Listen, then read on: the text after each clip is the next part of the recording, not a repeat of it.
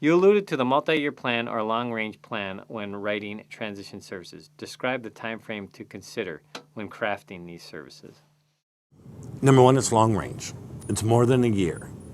Now, the requirement is that you have to have this in the IEP for every kid beginning at 15 years of age, or at least first IEP to be in effect when the child reaches 16, which is 15 years of age, basically. So we know at a minimum, you're going to sit down and start putting this plan together for kids that are 15 years of age, at least 15 years of age on. How far should that go? I think it goes through the entire high school experience at least a year out, so that we're looking comprehensive long range in terms of what needs to happen to help that kid achieve their measurable post-secondary goal. Now, the other part about this too is as we begin to develop this coordinated set of activities in this big long-range plan, it also has a direct impact on involvement of outside agencies, which is another question I'm sure that you've got there is in terms of invitation and involvement of outside agencies. Does that mean that as we develop this comprehensive coordinated plan that we expect outside agencies to be there when the kid is 15 years of age? I don't think so necessarily.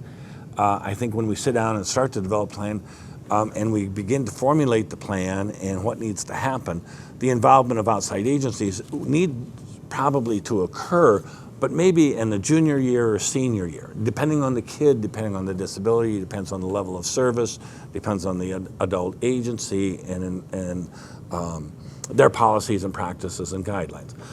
In other words, I don't necessarily see outside agencies sitting there in that first IEP meeting that we do develop here, but then I do see after that, depending on the level of service that's needed, that we need to begin to think about at what point in time do we need to bring in vocational rehabilitation, developmental disabilities, MHMR, adult service agencies, et cetera.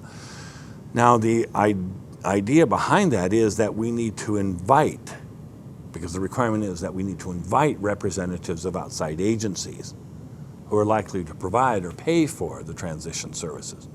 But we do that with the consent of the parent or the student who's reached the age of majority. But now if we start this discussion early on, like at 15 years of age, then we can begin to talk about, and as we put this plan together, what kinds of services, who needs to be involved, and at what time. Then we can begin to prepare students and parents to think about, well, we need to bring vocational rehabilitation in on board. We need to get them to begin to take a look at opening a case file to establish eligibility to provide services, but we're not going to do it this year, but maybe next year. So what we need to do is get your consent to invite vocational rehabilitation to the next IEP meeting.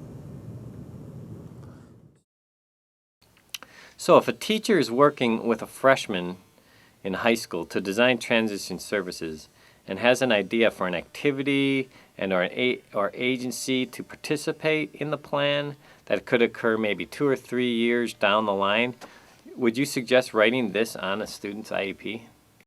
I'd have it in the plan, but that doesn't mean we're going to implement it this next year, but it's a part of the plan.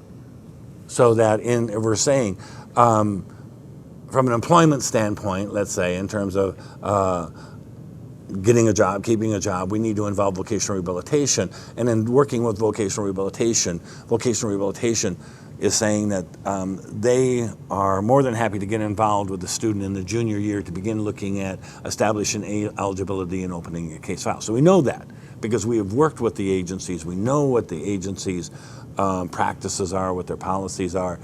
And we are then putting in the plan, then in the junior year, for instance, in this particular instance that you identify there, in the plan, it is a part of the plan where we're going to involve vocational rehabilitation in the IEP meeting to have them come and help us develop